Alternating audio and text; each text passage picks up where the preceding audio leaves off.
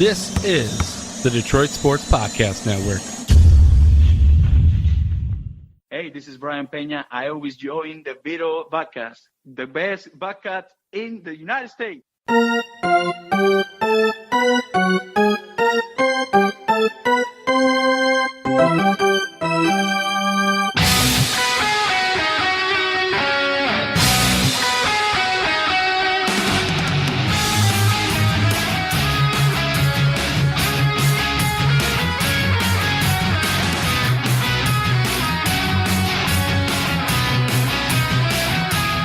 And welcome to the latest and freshest edition of Tiger Stock with Chirco and Company. I am your host, Vito and Ronny Chirco, alongside my usual second broadcast partner and fun. That is the Doc from Doc and Jock, John Charles McElroon. John, how are you doing? Vito, have you ever heard of a situation where a team plays a home game, it rains out, the team is losing, but then has to finish the game at a different location? The stuff that happened during the A series was unbelievable, especially that rainout. The Athletics were not happy that the officials there decided to call the game, especially with a little bit of a window where all you really had to do, if you paid attention to the meteorologist, was start the game at 12:30. I think you would have gotten the full 7 innings strong, and it would have avoided some of the controversy that we saw on Sunday. But who cares with the Tigers? I guess they probably just... I care! They took the mindset, hey, forget about the Tigers this season. Well, this series, specifically... That would have been 4 straight losses against the Athletics. Now, they've lost every single game since Monday against the Astros, by the way, the Tigers. They haven't scored the baseball, and they've been bombarded by hits and runs. So, they did not look good. It wasn't pretty against the Athletics over the weekend, Doc. And that game from Sunday now has to be restarted September 6th in Oakland before like a 10:07 p.m. start time game there for the Tigers. So, you got all of that, really a lot of madness going on for the Tigers right now. It was really a tough week, one in which now the media, fans are really kind of paying attention to what's actually going on because it was not the best of weeks for the Tigers. You had the media kind of really discussing now, should we trust Al Avila in terms of the players that he's gotten? Some bad injuries with Perez, Funkhauser. You had Jeimer Candelario going down. So a lot of the news that came out for the Detroit Tigers was not positive, and it made people be really critical. And so this week we'll talk all about that, the week that was, because I'm saying, hey, calm down. You know what? The Detroit Tigers played teams that were a little bit better than them. Well, the A's weren't that good of a team, though, coming into this series, too. We're a last-place team. They've been bad all season long. Yes, but still better than what the Tigers have and what they're putting out there in terms of offensive capabilities. And the thing that probably is upsetting more to Ron Gardenhire than the losses actually is the poor, inconsistent defense that took place. And he's come out and said, and he's been more vocal and been more angry actually, saying, look, the fundamentals of the game you can't neglect. And some of the plays that took place this last week were really, really egregious in terms of Candelario missing an easy play that could have resulted in a double play. Jacoby Jones had an egregious play versus the Athletics that really resulted in, a triple, I believe. And so, yes, he missed the ball, clear cut. Yeah. He was a really good defender last year. Now, going into that game where he missed that ball and let it go to the wall in center field, had a -3 defensive run saved. That's bad. For defensive run saved, if you're in the -3, that's bad defensive play right there, Doc. But I want to start with this, okay? Obviously, after the series versus the Twins, people were like, okay, you were competitive versus the first-place team in the Central. Now you have Houston come in, and Vito, watching the Astros up close, that team can flat out mash the baseball. And I had the privilege of going down there for a couple of the games, and I really, Vito, I'm liking taking photos down in the camera wells. I did have a funny scenario in that some of the people that take photos are really big dudes. Like, I'm talking about 6'4" and like 250 pounds. So only a couple of inches taller than you. Exactly. So I'm standing in his spot, and he's like, gotta move, buddy, because I was standing in the spot on the opposing dugout's camera well, and he comes, okay, buddy, gotta move, and I'm like, okay, and there were 2 other people there, so it got kind of tight. I had to squeeze my way in, and the funny part was one of the lady photographers was like, hey, do you want one of the stools? And they actually have a couple different stools that you can use to stand on, so... You stood on a stool? I have to stand on a stool because to take the photo, if I stood up, the camera doesn't exactly go into the well. So I got to stand up and use a prop to get up a little bit. So you're not even tall enough. Vito, I'm about 1.5 inches too short for the camera well. You got to Well, you know how many I would be? Yeah. Oh, yeah. How many? Would I even be tall enough on the stool? You might need 2 stools. Yeah, 2 stools. Please, sign me up for 2, Tigers. But the great thing is, watching from the camera well, you get to see how fast the baseball is. You're right there up close. You can see what's going on, the interaction in the dugout. I think it's way better than actually sitting in the press box. So, well, yeah, you got to move around, man, especially during this season when there's a lot of empty seats. Roam around the ballpark, and I've tried to do that myself, too. So you show the ushers your badge, and they just let you kind of roam freely? When I've done that, no, nobody's really even checking. Okay. Now, if they do check, I flash my credentials, baby. Okay, good, and then I think I can sit wherever I want to. Because, like I was talking about it with my parents, Doc, I think I can sit literally, and you can as well, wherever we want to, like behind home plate, right? If there's nobody there, I think we can sit right there, Doc. So why not? Exactly. During this season of turmoil and horrible play with no fans showing up on a consistent game-to-game basis, why can't we just roam around and sit wherever the hell we want to? And I think more power to us for doing that when I have, and I've taken photos, and now you even not like going in the seats at Comerica, but going in the camera well, in the dugouts. I mean, that's cool as well, you doing that and showing another part of Tigers baseball and expanding our coverage as well. I felt the return of Justin Verlander was a little bit weird this year in that a lot of the talk was already rehashed from the time when he came last year. This year wasn't the first time that he returned to Comerica Park, but when he spoke to the media, they were asking him questions about coming back, the state of the Tigers, how tough it was to see kind of, the stadium not so full. But it kind of felt like they were interviewing him based on the same kind of stuff that they had talked to him about. The one piece of news that he made was he kind of publicly acknowledged what we've all talked about, so it wasn't really newsworthy. He came out and said that he felt like the long layoffs that took place when the Tigers won the pennant in both of those years where they qualified for the World Series, the week layoff really affected them because they felt like, and Justin felt like as well, that the Tigers were hot. And had they started the series like 1 or 2 days later, the Tigers would have had a potential to really have success as opposed to losing to the Cardinals and the Giants, where the Tigers were, slight to prohibitive favorites in those series. Many people felt like the Tigers probably should have taken down one of those series and were surprisingly defeated quite handily in both of those series. So I didn't feel like it was really newsworthy to bring that up because I feel like that's been the common excuse or reason given for the Tigers' struggles in those World Series. So other than that, oh my God, Vito, his performance was dominant, and it was quite funny that Jacoby Jones was the individual who destroyed the baseball off of him, but he was dominant. He was rolling. His pitches were executed excellently, and you could see now when JV's there and he's on point, forget about it. You're not going to hit him, and that's why he's having such a great season. I was privileged to be able to take photos in the camera well and really watch how he executes his pitches, and really, whenever the Tigers pitchers made mistakes, it was destroyed by the Houston Astros batters. They really came to swing, and they executed greatly. The Astros destroyed the Tigers, and I think seeing that up close really kind of showed you how far away the Tigers are, and I think that's where some of the angst comes in, is that you were nowhere close. You were not competitive versus the Astros, not even from the first pitch till the last out of the series. The Tigers were not competitive, and that game where you had to use Soto and Ramirez was a challenge because you realize, man, if, the injuries really are taking a toll and they don't have a lot of arms that you can rely on to be potentially those guys that you can call, quote-unquote, an opener. Soto, Ramirez, you can do without. Well, I'll say this. What do you expect when your talent level is barren? You look at the Astros lineup compared to the Tigers lineup, my God. No parity, no comparison whatsoever, Doc. George Springer is a leadoff hitter for the Astros, 12-plus home runs. Michael Brantley hits number 3, formerly a member of the Cleveland Indians. Carlos Correa's had a great season thus far. And they did all of this, once again, to reiterate something I brought up last week, Doc, without the presence of an MVP award winner from 2 seasons ago. In second baseman Jose Altuve, currently on the injured list, was only hitting .243 before going on the IL. So the Astros are killing the baseball from top to bottom in their lineup. Tigers have nobody really compared to what the Astros have. Really don't. There's no comparison whatsoever. And you brought up JV Star. He was masterful, and sad but true, that was the Tigers' closest game in that 3-game set with the Astros, losing 5-1. Because it was so bad that Monday they lost 8-1, Tuesday they lost 11-4, Wednesday once again 5-1 to JV. So it wasn't even that bad when you compare it to the other 2 games in that series, Doc. And the Tigers have been massacred, have been murdered. You can use whatever adjective you would like to describe the Tigers' ineptitude since Monday, and this has all been at Comerica Park. Now for another 3 coming up starting Tuesday night against the Miami Marlins, a very bad team themselves, but you can't predict anything going positively for the Tigers right now, even with the Marlins coming into town. Especially with the Marlins having swept the Mets.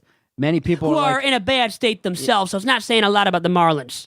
But you can't overestimate any Major League Baseball team. Not with the Tigers and how they're playing, too, for sure. And part of the problem is, obviously, the starters are not going deep into the ballgame. Matt Boyd, unfortunately, he got up there. His pitch count got up there pretty quickly. And unfortunately, the Athletics were able to tag him with a couple home runs as well. Whenever they made mistakes, it just seemed like it got compounded, and the opponents, the Astros and the A's, took advantage and were able to score runs. And for the Tigers, again, one of the big problems is the lack of offense. Now, to go more in depth, really what's happening is, outside of home runs, you aren't really seeing consistent walks. You aren't seeing consistent rallies where you see 2 or 3 guys get hits consecutively. You have a lot of guys that maybe will, Miguel Cabrera will slap the baseball, and then the other 2 guys will just not be able to do anything. And so it probably speaks to what Miguel said in that it's true. There really isn't that much offensive talent right now, and everyone's kind of looking at like, oh boy, what's in the minors is okay,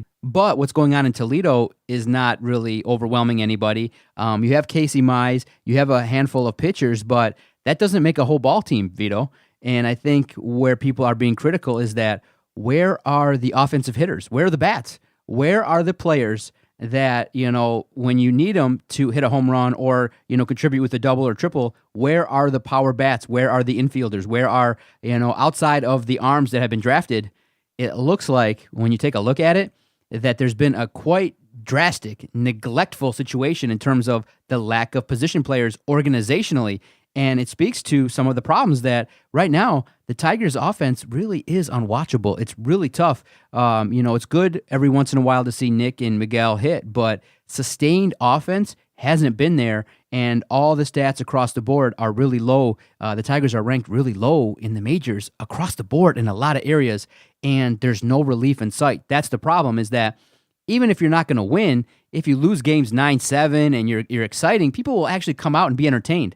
Right now, it's really tough, and people are commenting, like, what's the reason to go down there? Me, I'm a sports fan. I love to go down there. I love to get the stories. I love to see the competitive nature of these guys battling. But right now, the lack of offense and the lack of positional depth throughout the organization, super tough, and it's alarming. Well, there's nothing in Triple-A right now to call up. Then at the major league level, the home run ineptitude for the Tigers team as a whole is just horrible. And you look at going into Sunday, and after actually Nick Castellanos hit his 4th home run only. By the way, Nick C has 4 big home runs on the season. Anyways, his home run gave the Tigers 35 long balls on the season. That was 30 less than the A's. A's was 65 at that point on Sunday. Tigers 35 with Cassie going deep for his 4th big shot of the season. Cabrera is not hitting for power. His power has almost completely been zapped. Now, Jason Beck, by the way, is our featured guest on this week's episode of Tigers Talk. I talked to him in the press box on Sunday before the Tigers' action with the A's, and he described to me that he believes there is a chance, at least, that Miguel Cabrera resumes some of his power. Obviously, the numbers this season so far don't tell us that he's going to just reverse the course and start hitting for power and massive power once again with only 1 home run on the season.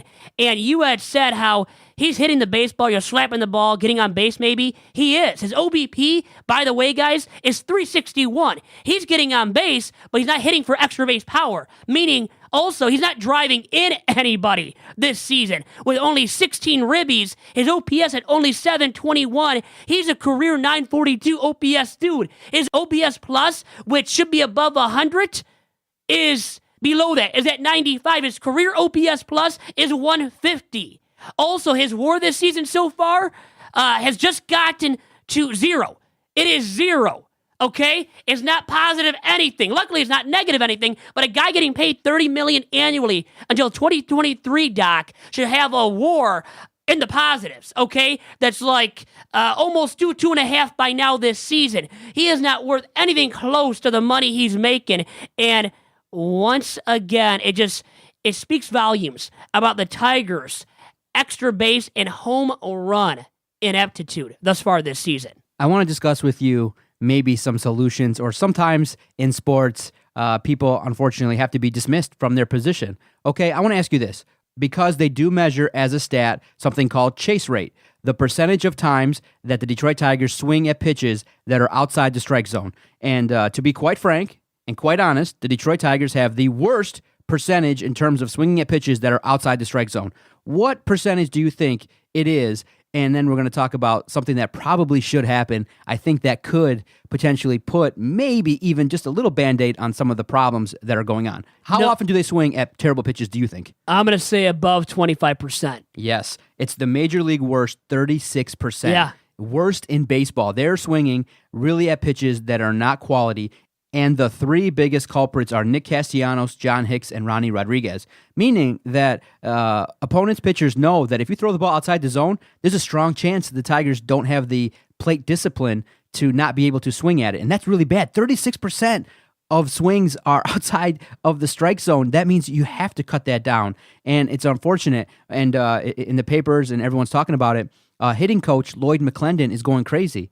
But unfortunately, he's been here for a while. And it may not be all his fault, okay? This may not be just. But at this point in time, when you have a week like that and you start looking top to bottom, the lineup, nobody's getting better. Nobody is consistently hitting. Unfortunately, in my opinion, Lloyd McClendon has to fall on the sword. And I think Ron Gardenhire has to do the right thing. And he has to look within the clubhouse and he has to shake things up. Now, look.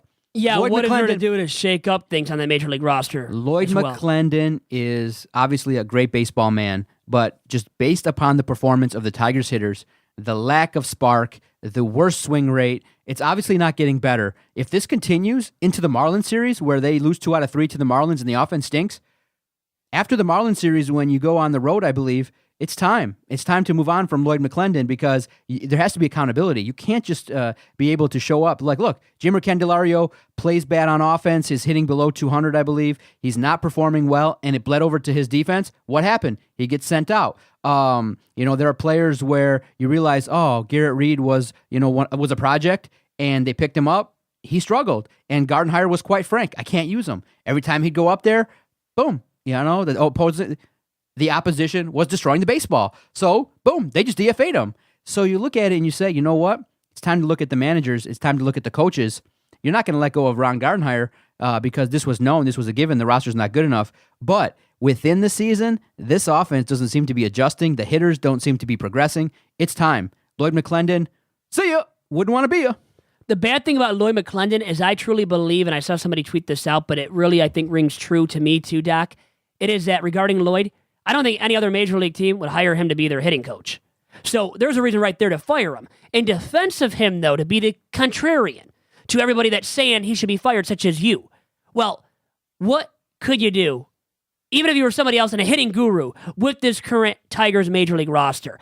Not much, Doc. So he is a scapegoat. Scapegoats, do come into the picture and end up getting fired, typically, right? Or somebody has to be the scapegoat. And in this case, it more than likely will be Lloyd McClendon for the Tigers' hitting woes.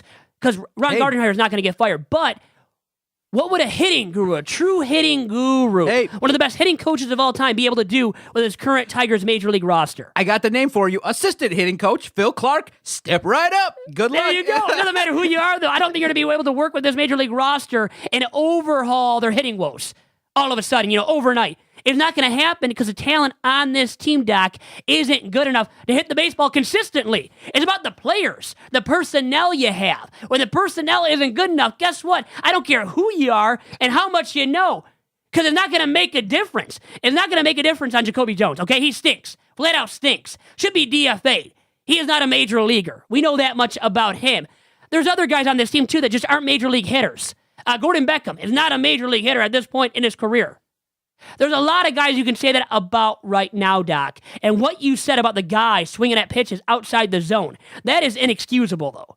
Because right now, Nick C., John Hicks, Ronnie Rod, they're swinging at anything. I would pitch it way outside the zone, baby, because they're going to swing at it, and most likely, because it's way outside the zone, miss, or hit it for a pop-up and get out. So when it is that easy to get these guys out, guess what? The pitchers are going to target that. They're going to strategize for that, and if they execute, guess what? They're going to get these guys out and get them out consistently because it's too easy right now to get them out because they're getting themselves out. Once again, those three guys, those three main culprits specifically that you named off already, in Nick Castellanos, in Ronny Rodriguez, and John Hicks, right now, it is just too darn easy to get them out because they are getting themselves out by swinging at pitches way outside the zone. And that, once again, comes down to a lack of plate discipline. And that is inexcusable. And that is something that Gardenhire, I know, has harped upon with this team, and even more lately because of the increased level of a lack of plate discipline. And it starts, Doc, with the veterans such as Nick C., who right now is showcasing that lack of plate discipline. Miguel Cabrera, who has showcased a lack of plate discipline. I know I tweeted out the stat on Sunday, Doc, at Vito Jerome on Twitter, that Cabrera was striking out more than he's hitting for power, which, you know, guys are going to do that, but it was glaring how much more he had struck out than he had hit for home runs in the last month. It was like 24 Ks and 1 home run hit. And here we go, actually. Let me get it up here. The tweet I had tweeted out regarding Miguel Cabrera. So on Friday night it was, Doc. He went down swinging to start off the second inning. That was his 24th K in his last 102 plate appearances. During that same span, he had just 1 home run. Yeah, free falling? Yeah, I think. Very astute they're bringing that up because these guys are free falling fast, aren't they? Now they're free. Maybe cut them free. Cut Lloyd loose, make him a free agent, because I don't think any team in the majors right now is going to pick him up to be their hitting coach. Yeah, we got Lloyd McClendon. Really ain't coaching. Miguel only hits singles in the outfield. Hey, man, they're free falling. What are you going to do? It's a situation, Vito. They got to make changes. And I'm going to stand here and tell you this. Look, you can't just sit by idly and let the season, diminish. You had a team that was roughly around 500. You had a bad week. Now, that can quickly turn around this week. Really bad week. I like you said, a bad week. Yeah, really bad week. Really a bad week. But it doesn't have to continue. The Tigers don't have to continue in a free fall. Sometimes you have to recognize that there's a big area of weakness, and you have to, unfortunately, let go of Lloyd McClendon. That's the solution from the Detroit Sports Podcast. I'm telling you right now, it's not going to resolve your issues. Guess what? They're going to continue hitting us poorly, having as bad a plate discipline as they have showcased recently. It's not going to change things. Okay, it's not going to change overnight, and meaning they're not going to get better overnight. And once again, I don't care who you end up putting in there as a replacement for Lloyd McClendon as the Tigers hitting coach. I don't think it's going to change things because the roster sucks, and that's about the front office construction of the team. And who does that fall upon the shoulders of? Al Avila. Now, in the second half of the podcast, after a quick word from some of our sponsors, I do want to talk about Jeimer Candelario being sent to the minors. He was somebody that, and people are still talking about him as a player that is an integral part of the future, but he's been sent down. His confidence, his swing has been atrocious. So we got to talk about it. Should we give up on Jeimer Candelario? Did the Cubs trade really, really go south in terms of getting back Jeimer Candelario? And then, something that's been talked about, some of the moves that have been made, when you look at it collectively, when you had on this roster Justin Verlander, J.D. Martinez, Justin Upton, some of the greats in the game, David Price, you realize, wow, you know what? If you take a critical look at some of the moves that have been made, yeah, some of the pieces are in the minors and things like that, but some of the names that we have started to take a look at, Paredes, Franklin Perez, it's okay, but many people are clamoring and saying, you know what? You gave away some of the greatest talent that's playing right now, and it doesn't look like you've gotten the return that you thought you did. We'll talk about that next on this edition of Tigers Talk. Doc, I still like Jeimer Candelario, and I still also like a lot two fine sponsors of this Tigers Talk episode in the Detroit Sports Commission and DC Sports. And guys, you can check out DC Sports at its fine website of DetroitCitySports.com and on Twitter at DC Sports Detroit. Now, also regarding DC Sports, it has a signing with Sweet Lou Whitaker on June 30th coming up at its final location at Lakeside Mall in Sterling Heights. I think I might be there, would love to be there, and we'll check with the man, the myth, the legend, Steve Grouse, if I can be in attendance for that autograph signing coming up on June 30th with Lou Whitaker at DC Sports at Lakeside Mall in Sterling Heights. And once again, check out their fine website every single day of the week at DetroitCitySports.com and check them out on Twitter at DC Sports Detroit. And then for the Detroit Sports Commission, and we love the Detroit Sports Commission and Marty Dobeck and Chris Smith. And you can check out all of their work and find out more info about the events they are bringing to our very region, that is the Metro Detroit area, by going online to DetroitSports.org and also to the Detroit Sports Commission's social media handles on Twitter and on Instagram at DET Sports.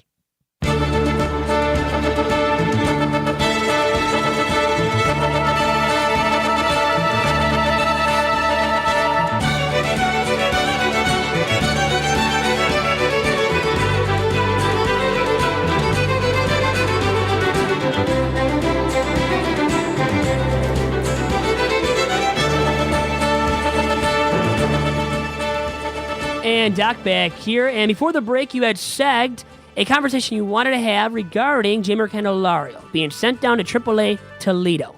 And I strongly believe, Doc, that it showcased to me that the front office, the Tigers team as a whole, cares deeply about the progress of Jeimer and getting him right at Triple-A before he gets recalled to the majors, because they have a lot of their future accounted for with Jeimer. You know, a lot of it, I think, comes into play with the guys such as Jeimer. So they want his stock to go up. They want him to get that tune-up at AAA and to get his major league career back on the right track.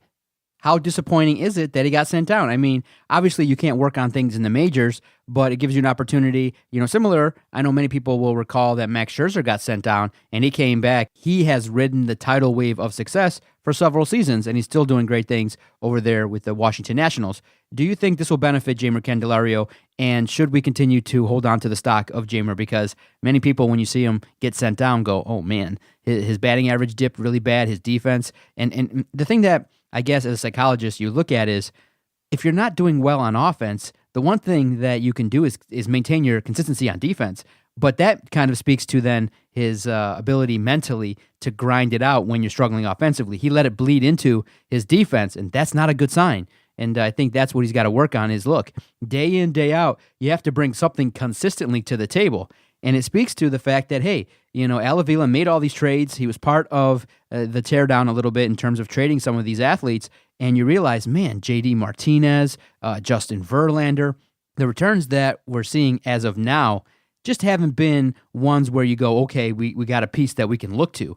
Some of the players are hurt. They're not contributing as good. And some of the players that have been acquired in draft picks as well. I mean, look, Drew Verhagen goes down to the minors. What happens in his first appearance Friday? He gets destroyed, gives up a couple home runs, a lot of runs. He's not doing well. But there's not stock invested in him. Anyways, I'll let you but he was drafted. So anybody that you draft, you have a little bit of an investment in. He's been up to the big club. You got Jeimer Candelario, you got Paredes, you got Perez. But unfortunately, Perez has struggled now with, and people are starting to call him potentially injury prone. And this is happening before he gets to the major leagues. I'm concerned a little bit about what's going on in the rebuild. Not to the point where I'm going to call for Al Avila's head, but to the point where you can take a critical look at, hey, who are the players that are being acquired, and how come they're not contributing, they're not doing as well, they're not trending upward, at least organizationally throughout the minors. Just when you look at what's going on in AAA, you have Casey Mize in AA, but the players that are going out there in AAA aren't performing at the level that I think you and I and fans that are paying attention would like. Franklin Perez, by the way, is hurt again, placed on the IL due to right shoulder inflammation. The fourth time Perez has been placed on the IL since coming to the Tigers organization in August of 2017 via the Justin Verlander trade with the Houston Astros, where he was a stud prospect, the centerpiece of that deal. Now, once again with Jeimer Candelario, I really believe the Tigers have stock in Jeimer for the future. And because they have that investment of stock, investment in his stock for the future, I truly believe this can get him righted at the plate, this stint in Triple-A Toledo, and if he does start hitting, he won't be there for a long period of time. And once again, I think it is truly a sign of the fact that the Tigers view him as a part of their long-term plans. So they want to get him righted so he can come back up in a couple of weeks from now or a month from now and start hitting at the major league level once again. Okay, Vito, so you're still patient. You realize it's a long-term process. Are we overreacting to a bad week? Or now is it the right time to take a look organizationally at who's here? Because remember, like I said prior to the break, you had Justin Upton, J.D. Martinez, Justin Verlander, some of the great names that have ever played the game of baseball. And what you got back haven't contributed right away. And you look at it and you say, okay, you're on track now. This year, I believe you have the 5th pick in the draft. You're on, pace hopefully for another top 10 pick. That's probably the overall arching goal, is just to get high draft picks. But if you don't potentially get guys that are going to contribute year in, year out, it's not a good sign. Because just look at Faedo. He's up and down. When you look at what he does, he has an arsenal. He has the ability to do things, but unfortunately inconsistent. Can't get guys out consistently. Gives up a bunch of runs. So you got to pay attention to what's going on in the minors. You can't just look at everything through rosy-colored glasses. But if they all do come to fruition, there maybe some of those guys might be used as trade bait when the time comes. But people are now starting to say this year's a wash. Maybe even next year, total washout too. Look to 2021 for even the semblance of competitiveness. It's tough, Vito. It's tough when we go out there and the vibe is bad, and you look at the talk now with the Tigers. It's not real positive. It's little to none about the Tigers completely. Now, you asked me whether or not people are overreacting to this past week in which they lost Monday to the Astros and have lost every game since then, not including Sunday. So luckily the Tigers didn't record an L officially on Sunday in a game that will be restarted in Oakland on September 6th. See, I don't view it as a reason to react so negatively about the Tigers' rebuild and the state of the team long term, because a lot of these hitters, Doc, a lot of these bullpen arms, maybe even, some of the rotation arms won't be here when the Tigers get good and are relevant again come 2021. So whether I view this season as a wash, I did coming into it. Next year should be as well. So it's not an overreaction to say this season is a wash and next season will be as well. The Tigers have come out themselves and have said that they're not going to start spending until 2021 on free agents anyways, because of the fact they don't view themselves as being a competitor until that time. So for the next 2 seasons, this season and next specifically, to be washes for the Tigers Major League club, that is true. And I saw that coming from 100 miles away. It was going to happen. So this week, you're going to have bad weeks in the season like this when you're a stinko Major League ball club. It's just people are going to and have overreacted because of the fact the Tigers have lost so badly recently over the course of this past week. Losing last Tuesday 11-4. Losing on Thursday 17-3. When, by the way, Doc, I don't know if you realized it, but I brought it up on Two Bad Hombres, in which I went co-host list this past week. Brandon Dixon had a pitch. I think you realize that. But the stat I had to use that I think was very vital and I didn't know about was that Gardenhire had only used one position player before Brandon Dixon in a game. Dixon was only the second time he ever used a position player in a game. So it got to that bad of a state for the club on Thursday of last week where they had to use Dixon in a game in which they lost 17-3. And then you lose 7-2 on Friday in a game that I was at. 4-1 wasn't too bad. They didn't lose officially this past Sunday. But still, all of these losses racked up now, Doc. Well, it's bad. It's a bad look for the Tigers, but these weeks are going to happen. It's just you hope they show some more effort in these games and don't lose as badly moving forward. How many wins versus the Marlins? Well, honestly, based on talent alone, they should win 2 out of 3 at home, but they haven't defended home field, obviously, very well lately. So I think there's a chance they only win 1. But I'll say this, I'm not going out on a limb here, but they're going to win 1 game for sure in this 3-game series with the Marlins. All right, up next, we got an interview with Jason Beck, conducted at Comerica Park. What'd you guys get into? So we talked about Miguel Cabrera, his power being zapped, whether or not has officially been zapped. So I picked his brain about that, about Casey Mize being the guy to front the Tigers' rotation moving forward. Also about who's been the most valuable Tiger so far and the least valuable Tiger. All of that and more with Jason Beck right now. So Jason Beck here with me from MLB.com, covers the Tigers for MLB.com. Jason, thanks for doing this with me. Thanks for having me on. Great to talk baseball with you. Well, thank you. Now, to start off here, the Tigers are 18-26 going into the series finale today against the Oakland Athletics. How would you describe the current state of the Tigers roster? Not great. The pitching is depleted with injuries. You're looking at 4 members of what was projected to be the opening day rotation on the DL. 2 of them are out for the year. 2 more are out indefinitely right now. They're hoping to get Zimmerman back maybe in a month. Tyson Ross. I keep saying Cody Ross. That's bad. Tyson Ross is a ways away, depending on when his ulnar nerve calms down. And that's really had an effect up and down the roster. This is a team that tries to prepare for injuries and build depth in the farm system. I don't think they were prepared for this many injuries this early. And it's kind of left them exposed from a rotation standpoint to where they're trying to fill bodies and they're trying to fill innings, and they're really having a hard time doing it. And that's had an effect really on both sides, I would argue, because when you get struggling starts and you're down big early, it's really hard to keep young teams motivated, including from a hitting standpoint, when they know they have such a hole to dig out of early. And I think you've seen that in some of the swings and some of the approaches that these guys have taken into the games. But really, it's you've got Candelario now down in Triple-A, which is a big loss. He's had struggles. Nick Castellanos and Miguel Cabrera haven't gotten up to the starts you would hope for. They've both shown signs to where you could hope that they could dig their way out of it. It hasn't happened yet. Josh Harrison hasn't been the hitter they were hoping he would be. And so they were able to pitch their way through some of these offensive struggles early on. But with these injuries now, it's really kind of gone south on both sides. And until they get guys healthy, it's going to be a struggle. And I think it's a good test of what some of these young guys are going to face, and they're going to have to keep themselves motivated to dig their way out of it. So the team is downtrodden, obviously. Yeah. So what are the reasons to be optimistic after all of that being said with the injuries that you noted, the anemic offense for the Tigers right now? What are the reasons to be optimistic about this current Tigers roster? I think you have to look from an individual standpoint at some of the younger guys and kind of watch their growth process. Kristen Stewart has a chance to really be the young impact hitter that the Tigers need for the rebuild with all the pitching that's supposedly on the way.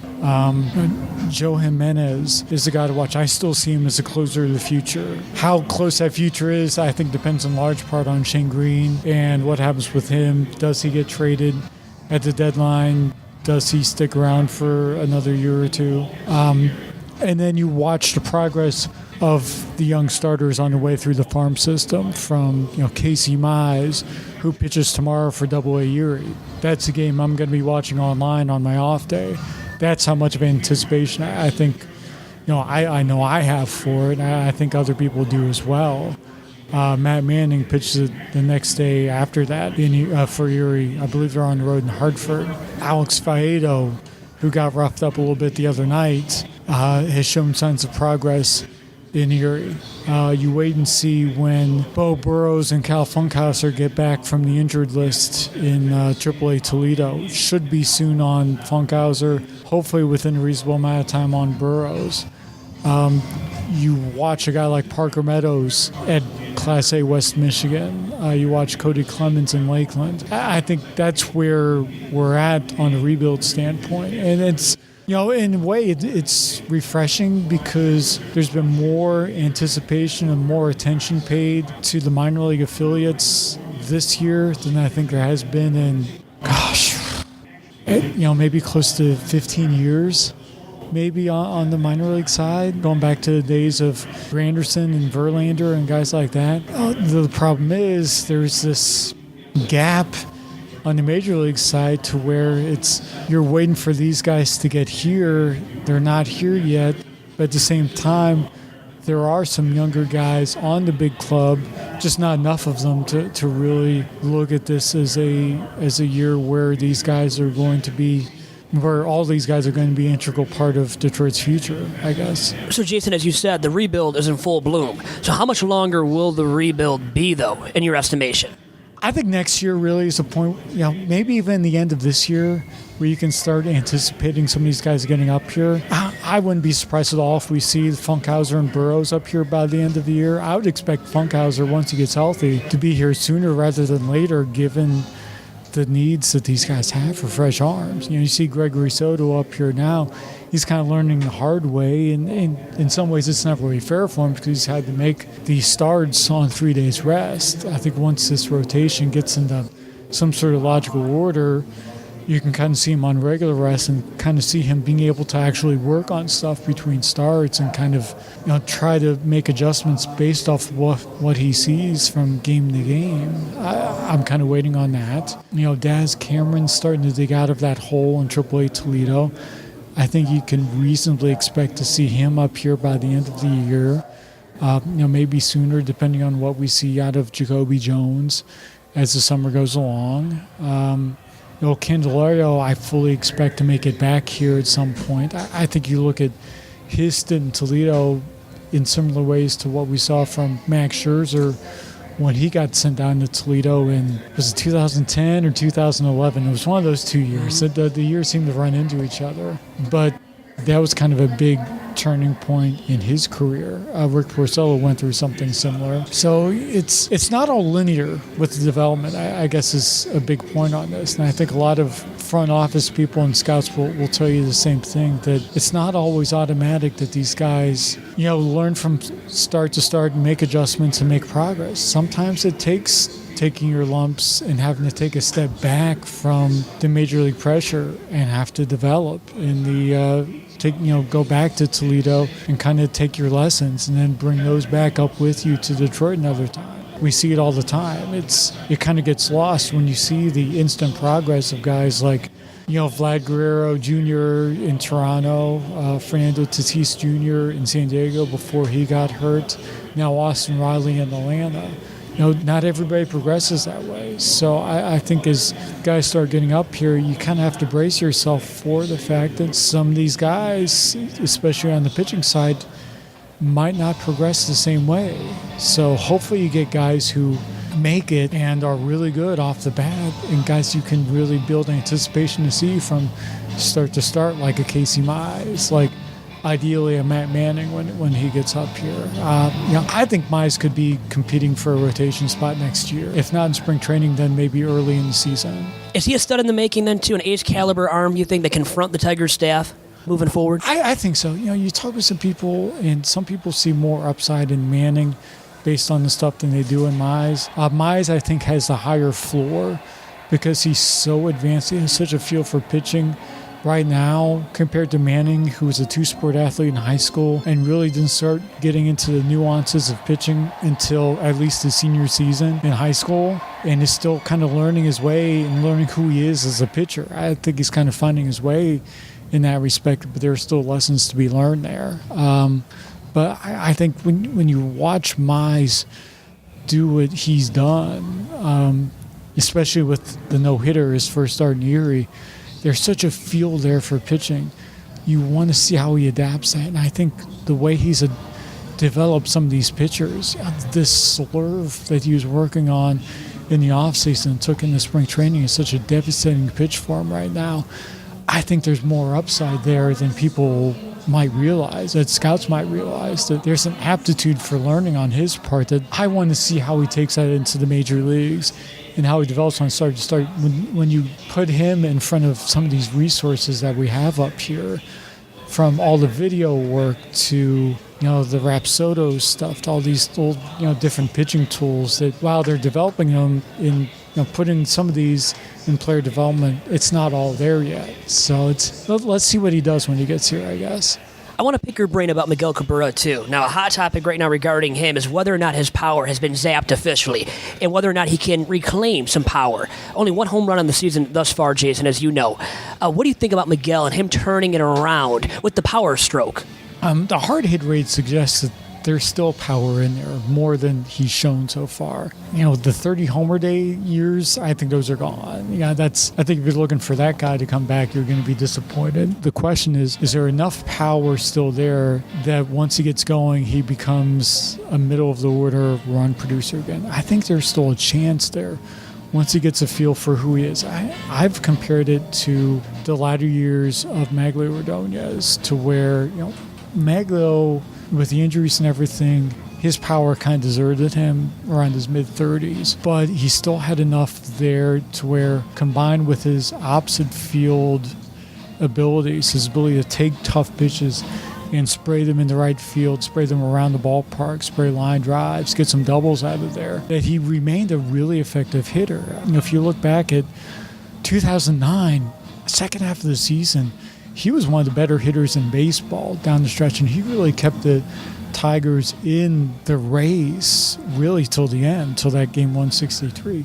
2011, with the division-winning year. For where he was age-wise, he was a really good hitter, and I don't know if he got enough appreciation for what he meant for that team in the middle of the order and what he showed as a hitter. I think Miguel should be at least that, with maybe a little bit more punch, a little bit more ability to spray doubles around this ballpark and get some home runs out. I don't know if we're going to see those mammoth home runs again, but I think he's got double-digit home run abilities, maybe even 20 homer power. And now Shane Greene possibly being traded. What have you heard about him on the trade front? And also, how about regarding Matthew Boyd, the lefty who's had a great start to the season? Well, Shane Greene's been a guy that I've been surprised the last couple years hasn't drawn more interest from clubs, given what he has shown. I think scouts, talking with scouts, some of them wanted to see him back that up and do it again. He didn't show that type of performance last year, and I think that's one reason why there wasn't much interest in him. He's showing that right now, and I think as we get closer to July and the contenders kind of separate themselves from contenders and we get a clearer idea of which teams are going to need bullpen help, Shane Greene's going to be up there on the list for a lot of teams. You can see when he comes into the game, scouts are paying attention right now because they want to see what exactly is there and is it something that can be sustainable. In that sense, these struggles aren't really helping the Tigers' case right now because we've only seen Shane like once in the last week and a half. But I think it's there. I think once Matthew Boyd, if he can sustain this, especially the strikeout rate, there's going to be interest on the market. It's not just about the ability. It's about the fact that if you trade for Boyd now, you've got 3 more years before he gets to free agency. Those are 3 cost-effective seasons for a team. And I think the Tigers have to unload him? No. But I think if they get a good offer, having gone through what they've experienced with Michael Fulmer with the injury worries, I think the Tigers would be hard-pressed not to listen on him and take a deal, especially if they can get the type of pieces that can help them, especially on the offensive side or even the bullpen side, to try to fill out this rebuild and get them closer to a more complete roster in a few years. So I'll leave you with this, Jason. Who's been the most valuable player and also the least valuable player for the Tigers thus far this season? Most valuable player has been Boyd. I think I started to think of what this team would be like without him. I know they've been able to get some good starts from Nico Goodrum, at least early on. He's kind of taken a turn south lately. Ronny Rodriguez has been encouraging from a hitting standpoint, although I want to see how he adapts that approach as teams attack him with more breaking balls and off-speed pitches. Most disappointing, least valuable. I think from a payroll standpoint, it's hard not to put Cabrera up there. Zimmerman's been a struggle, although he looked really good for the first 3 weeks until he got hurt. Matt Moore, for what they invested, they really didn't get anything out of before that knee injury, which is a shame because he had a couple good outings there where you thought, maybe he's on his way back before that knee flared up. So I guess those are the guys I'd put on my list. Well, that'll do, and I appreciate all the time, Jason. Great talking to you, man. Great. Thanks for having me on. And back here, and that was Jason Beck, the Tigers beat writer for MajorLeagueBaseball.com. And a very good insight from him. And because of the fact that he's covered the Tigers for so darn long, and he even compared Miguel Cabrera's struggles to Maglio's, in which Maglio became Singlio, and a lot of people now have talked about that and compared the two. But he does have some optimism for Miguel turning it around at the plate when it comes to hitting for power. Vito, great podcast recording. Always love talking baseball. You can follow Vito on Twitter at Vito Jerome. Follow the network at Detroit Podcast. We really enjoy the banter. Look, stick with the Tigers. I know it's tough, but you can get great tickets. You can get great pricing, to go down there and have a good time. Look, wins and losses probably not going to be real emphasized right now, but go down there and check out baseball if you're a fan. Check out what's going on with the Detroit Sports Podcast. We always enjoy talking baseball. Thank you again for listening. You've just downloaded and listened to the latest edition of Tigers Talk with Chirco and Company. Thanks to our guest, Jason Beck. Adios.